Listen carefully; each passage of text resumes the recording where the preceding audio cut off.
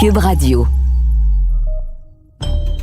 Normand Lester raconte Où vont les États-Unis de Donald Trump? Je tente dans cette série de répondre à cette question en reliant les événements actuels au passé du pays et aussi je tente de voir où cela nous mène. La chute de l'Empire américain est-elle commencée? Le peuple qui se donne comme projet de défendre la démocratie sur la planète entière semble maintenant sur le point de la renier chez lui.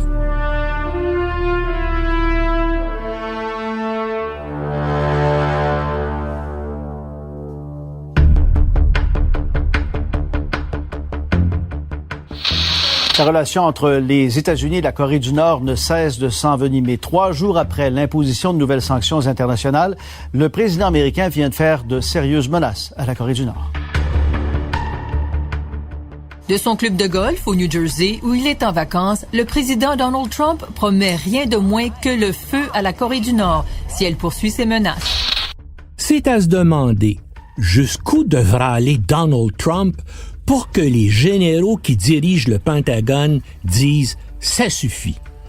Dans un texte de février 2017 de la prestigieuse revue Foreign Policy, Rosa Brooks, une ancienne cadre supérieure civile du Pentagone, a estimé que les chefs militaires américains pourraient se révéler les seuls capables d'éviter une catastrophe au cas où des décisions erratiques de Trump mettaient en danger la sécurité des États-Unis et aussi la paix mondiale. Elle écrit « Que feraient les meilleurs chefs militaires américains si on leur donnait un ordre qu'ils considéraient non seulement comme mal avisé, mais dangereusement insensé? » C'est impossible à dire, bien sûr. La perspective que les chefs militaires réagissent à un ordre présidentiel avec un refus d'obéir est affolante. Mais la perspective d'une obéissance militaire à un ordre insensé est tout aussi effrayante. Les officiers jurent de protéger et de défendre la Constitution des États-Unis, pas le président. Rosa Brooks poursuit. Pour la première fois de ma vie, je peux imaginer des scénarios plausibles dans lesquels les hauts responsables militaires pourraient simplement dire au président « Non, monsieur, nous ne ferons pas cela ». Maintenant professeure à l'université Georgetown de Washington, Mme Brooks a reçu des menaces de mort à la suite de son analyse.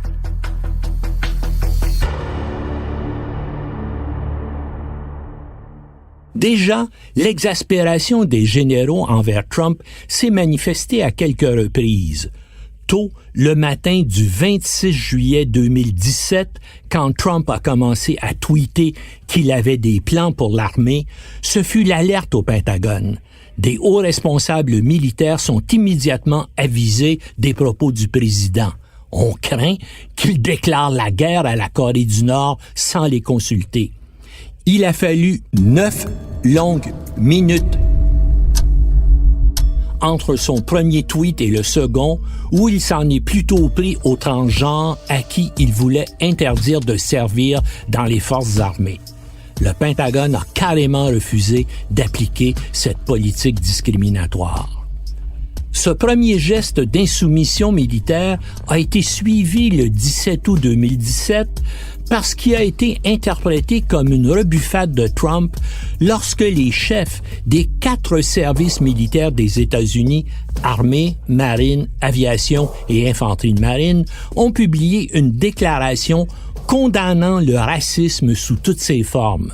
Trump venait de réagir aux violences d'extrême droite à Charlottesville, en Virginie, par des déclarations équivoques.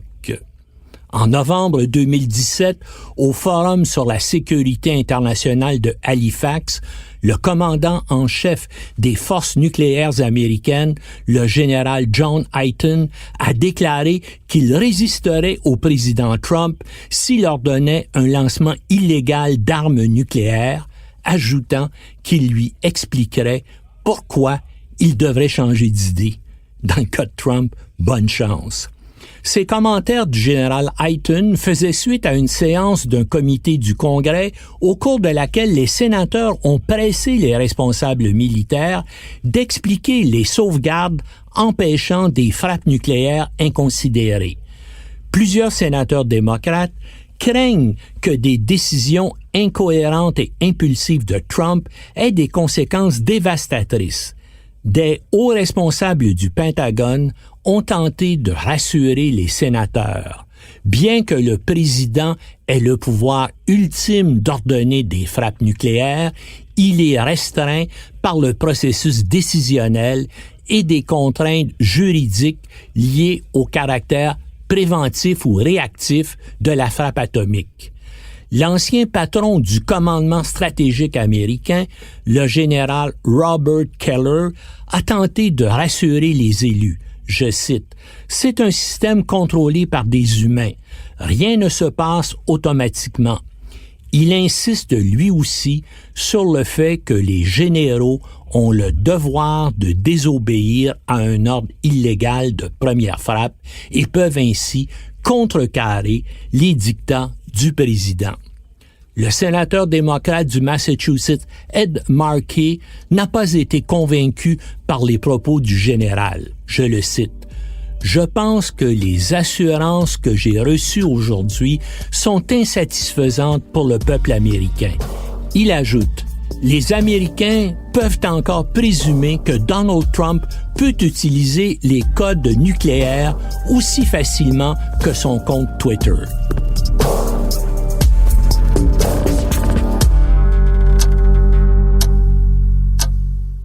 Les analystes qui croient possible un coup d'État militaire soulignent que Trump devrait faire quelque chose qui menacerait l'avenir de l'humanité pour amener le Pentagone à agir. Selon eux, les généraux qui dirigeraient le coup devront montrer publiquement qu'ils sont plus raisonnables et logiques que Trump, ce qui ne serait guère difficile.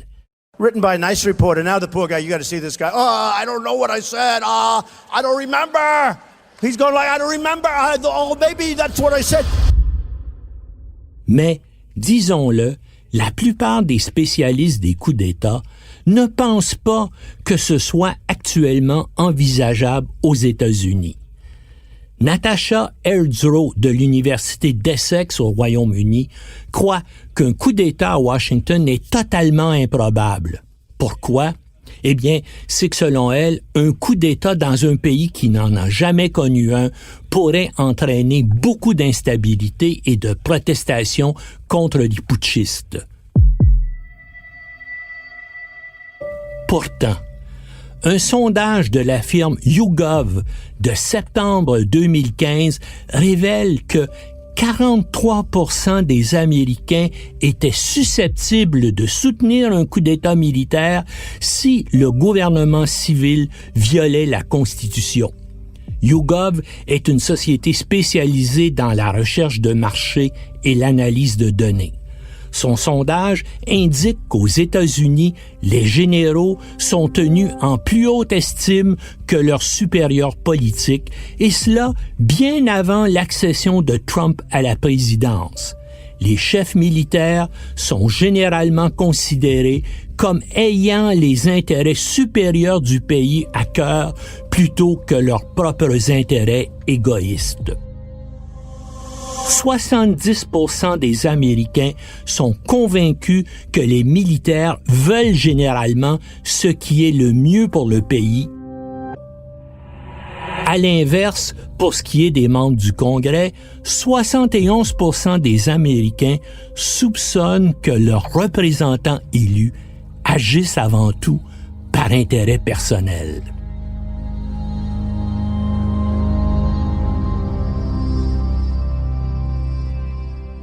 L'Amérique se dirige-t-elle vers une seconde guerre civile?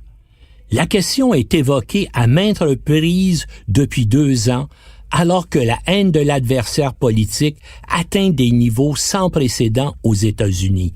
Un pays, rappelons-le, où les fusils d'assaut et une multitude d'autres armes de guerre circulent librement et où des milices d'extrême droite pro-Trump se livrent à des exercices militaires à chaque week-end.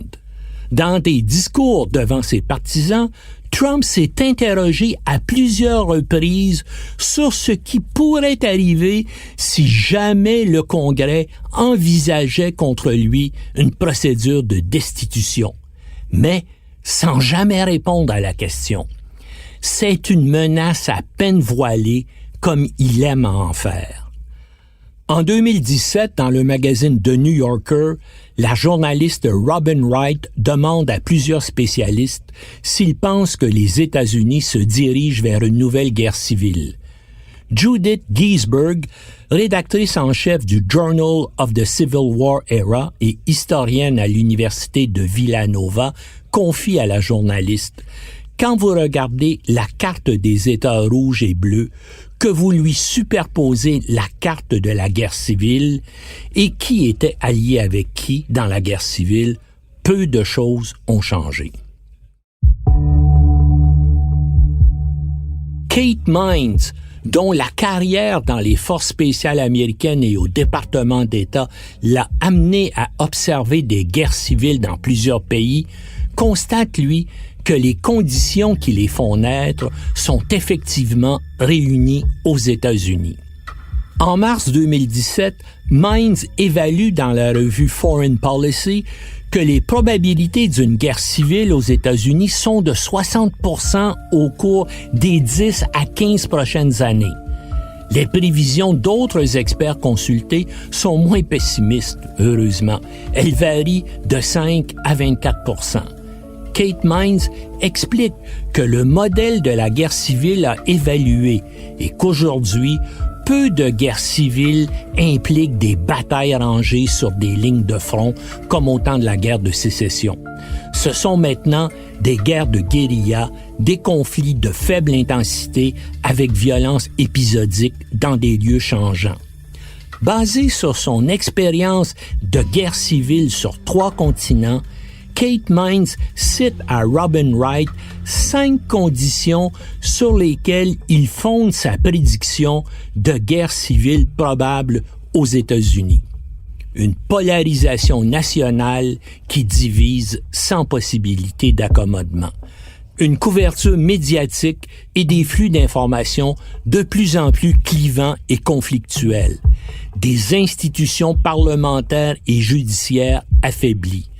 Un abandon de responsabilité par les dirigeants politiques et la légitimation de la violence comme façon de résoudre des différends. Le président Trump a modélisé la violence comme un moyen de marquer des points politiquement et de faire de l'intimidation pendant et après la campagne présidentielle, selon Mines, qui poursuit. C'est comme en 1859. Tout le monde est furieux à propos de quelque chose et tout le monde a une arme. Fin de citation. Comment mieux définir les États-Unis actuels? Et rappelons-le, le recours à la violence est une constante de l'histoire américaine.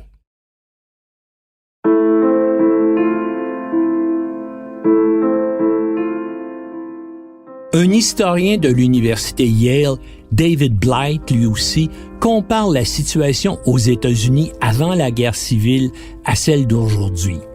Les parallèles et les analogies sont toujours risqués, mais nous avons des institutions affaiblies et pas seulement des partis polarisés, mais des partis qui risquent de se désintégrer. C'est ce qui s'est passé dans les années 1840. Le choc des événements avait alors forcé un repositionnement politique des forces sociales. Les États-Unis, selon Blight, traversent un de ces repositionnements avec l'élection de Donald Trump.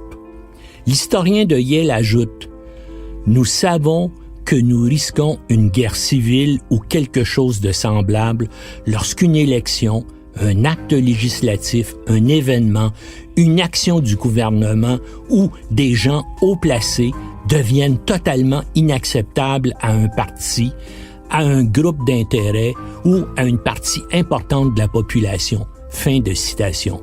c'est ce qui se passe actuellement aux États-Unis. Un sondage informel réalisé par le journaliste et historien militaire Tom Ricks produit une estimation de 35% de risque pour les États-Unis de sombrer dans la guerre civile.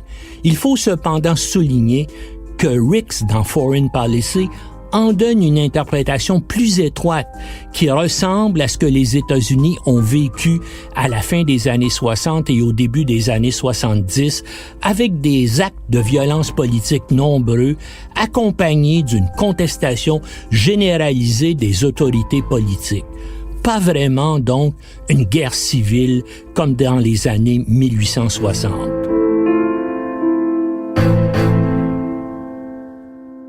Ross Douthat demande dans une chronique du New York Times d'août 2017 « Alors, pourquoi toutes ces angoisses actuelles au sujet de guerre civile? » Il répond que c'est en partie parce que l'environnement médiatique engendre cette hystérie et en partie parce que Trump lui-même le fait. Et il ajoute que la raison sous-jacente pour laquelle les gens s'inquiètent est plausible et que les divisions américaines actuelles sont vraiment sérieuses. Je le cite, « Notre guerre civile froide est entièrement réelle. » Il ajoute que cette guerre civile froide est plus plausible que ce que les gens entendent habituellement par guerre civile et souligne que la situation actuelle est encore très loin du chaos social et de la ferveur révolutionnaire qui avait entraîné plus de 2000 attentats à la bombe en 18 mois durant le premier mandat de Richard Nixon au début des années 70. Le chroniqueur du Times constate cependant que toutes les conditions d'une situation politique qui engendre des guerres civiles sont réunies aux États-Unis. Je cite une nouvelle fois Douthat, « Les partis sont plus polarisés idéologiquement qu'au 20e siècle et la loyauté envers les partis façonne de plus en plus non seulement les votes, mais aussi l'identité sociale, l'amitié, l'endroit où vous vivez et l'identité de ceux avec qui vous espérez voir vos enfants se marier.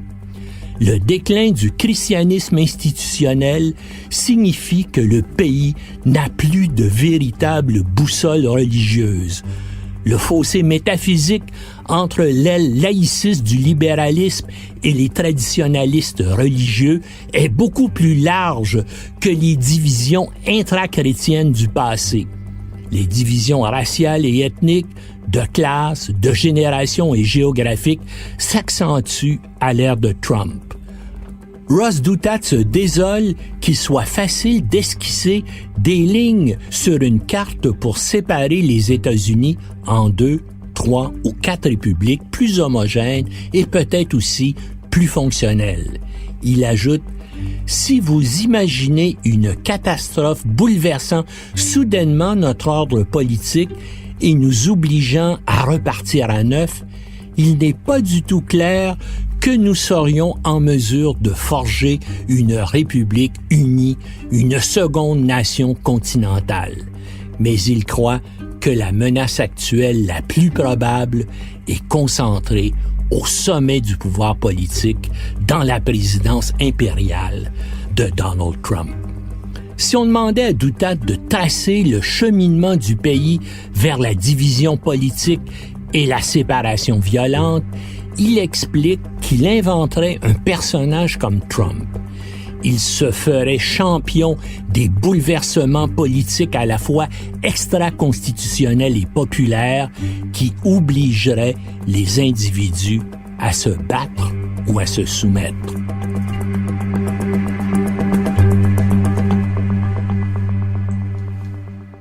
C'est exactement le genre de situation qui va se produire si le Congrès évince Trump par destitution ou s'il est battu à l'élection de 2020 et qu'il refuse de partir. Dans le Times-Picayune de la Nouvelle-Orléans, en décembre 2017, le professeur Robert Mann pose la question au lecteur du journal. Sachant ce que vous savez sur Trump, ses valeurs et sa personnalité, quelles sont les chances qu'il abandonne ses fonctions pacifiquement? À l'ère de Trump, l'obscène devient normal. Ce qui était inimaginable l'année dernière est le cauchemar plausible de l'année prochaine. Je prie pour que cela n'arrive pas. Mais avec Donald Trump comme président, il serait stupide de ne pas en discuter et de ne pas se préparer à une telle crise constitutionnelle. Fin de citation. L'idée que Trump se barricade à la Maison-Blanche et proclame que sa destitution est inconstitutionnelle ou qu'on lui a volé l'élection de 2020 est dans le domaine du possible, compte tenu de ses troubles mentaux narcissiques qui exacerbent ses pulsions autoritaires. Et dans cette fâcheuse situation, il pourrait très bien lancer une série d'appels par tweet ou autrement à ses partisans pour qu'ils accourent à Washington pour s'opposer à son renvoi, ou pour qu'ils occupent à travers le pays des emplacements symboliques ou stratégiques liés au gouvernement américain. Si jamais le Congrès tentait de décrotter l'homme à la longue cravate rouge de la Maison-Blanche, Trump pourrait compter pour le défendre sur des dizaines de milliers de cinglés de la National Rifle Association qui se mobiliseraient avec leurs armes chéries, tout comme un bon nombre des quelques 100 000 membres des 273 milices armées organisées dans plus de 40 États américains. Private militias are legal in the United States as long as they don't incite violence and follow local and state gun laws.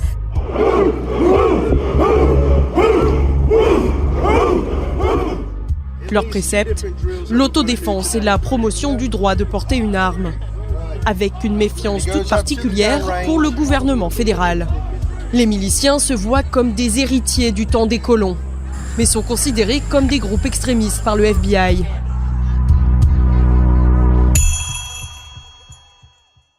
À ces organisations paramilitaires d'extrême droite s'ajouteraient sans doute aussi d'autres volontaires. Il ne faut pas l'oublier, près de 40% des Américains accordent toujours à Trump un soutien aussi aveugle qu'inconditionnel, malgré ses problèmes mentaux évidents et ses comportements erratiques quotidiens. Plus de 60 millions d'Américains l'ont porté à la présidence, dont les 2/3 des hommes blancs qui ont participé au scrutin. Jusqu'où sont-ils prêts à aller pour le protéger?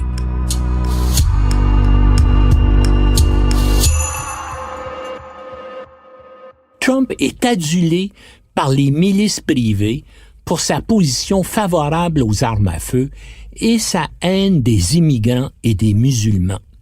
Sa victoire a été célébrée par les miliciens à travers les États-Unis. Cet appui enthousiaste est de mauvais augure. Il suggère que ces fanatiques d'extrême droite militarisés vont se porter à sa défense s'il fait appel à eux.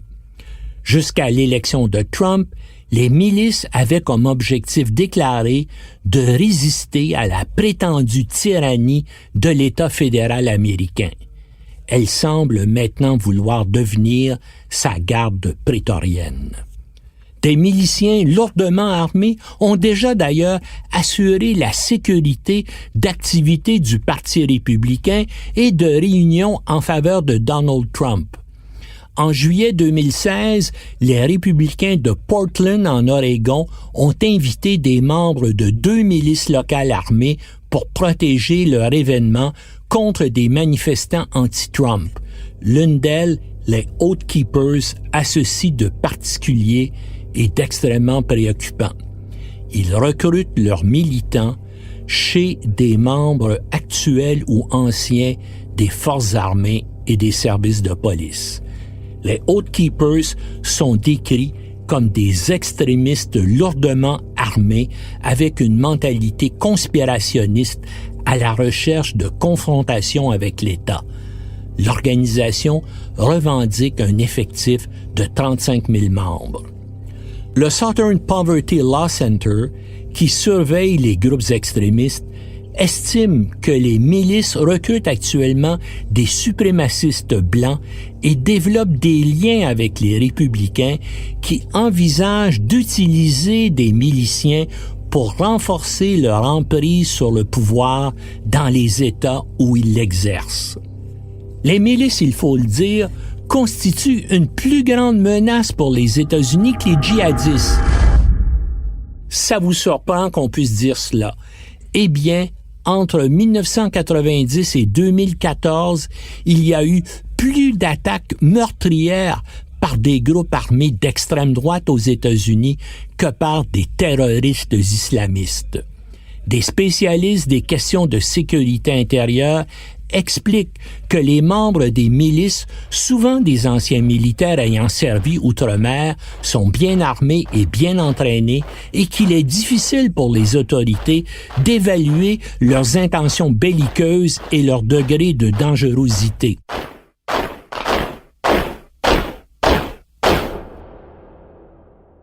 Ces dernières années, plusieurs de ces groupes armés ont affronté les autorités fédérales dans une série de conflits dans l'ouest des États-Unis.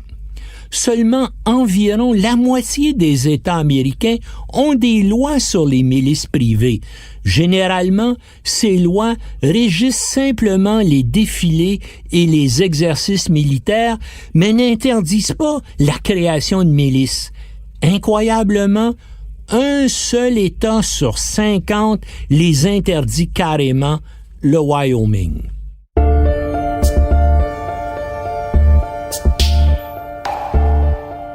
Comment en est-on arrivé là? Eh bien, tous ces matamors de villages en tenue de combat camouflés, fusils d'assaut à la main, se réclament de l'article de la Constitution américaine qui prévoit la création d'une milice pour exécuter les lois de l'Union, supprimer les insurrections et repousser les invasions. Des choses donc qui sont complètement dépassées. Ils invoquent aussi, comme les cinglés des armes à feu, le fameux deuxième amendement de la Constitution qui parle du droit de porter des armes dans une milice bien réglementée. Cette expression-là, bien sûr, n'est pas définie. Le mouvement des milices s'inspire de tous les clichés, lieux communs et manies chers à la mentalité américaine et, en premier lieu, le fétichisme des armes à feu. Il s'est cristallisé autour de l'affrontement armé entre des agents fédéraux et des membres de la secte apocalyptique Branch Davidians à Waco, au Texas, en 1993, qui a fait 80 morts. Adeptes de théories conspirationnistes, prophètes de la fin du monde et autres hurluberlus s'en sont donnés à cœur joie pour rendre le gouvernement des États-Unis responsable de ce massacre. Un déséquilibré du nom de Timothy McVeigh a ensuite décidé de venger la secte de Waco en faisant détonner une voiture remplie d'explosifs devant le bâtiment fédéral d'Oklahoma City en 1995, tuant 168 personnes et en blessant près de 700. 19 des morts étaient des enfants, dont 15 âgés de moins de 6 ans, qui étaient dans la garderie de l'immeuble. Il s'agit de l'acte de terrorisme le plus meurtrier de l'histoire des États-Unis avant les attentats du 11 septembre 2001 et demeure l'acte le plus meurtrier de terrorisme intérieur.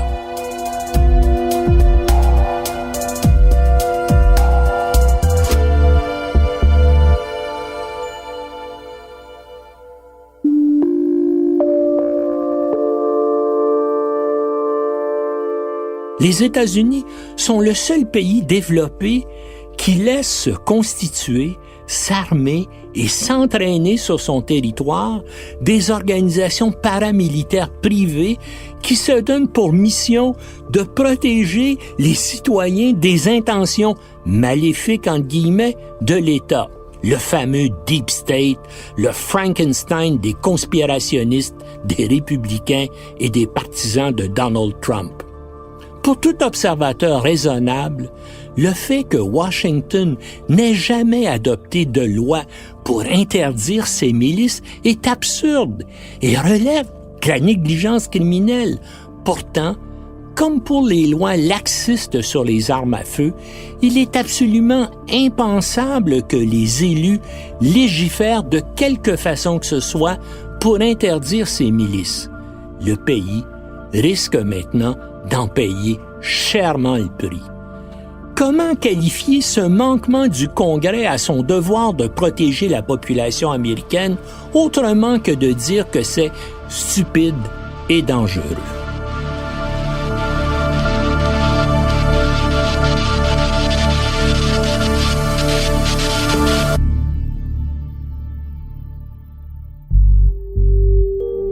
C'était un balado de Normand Lester.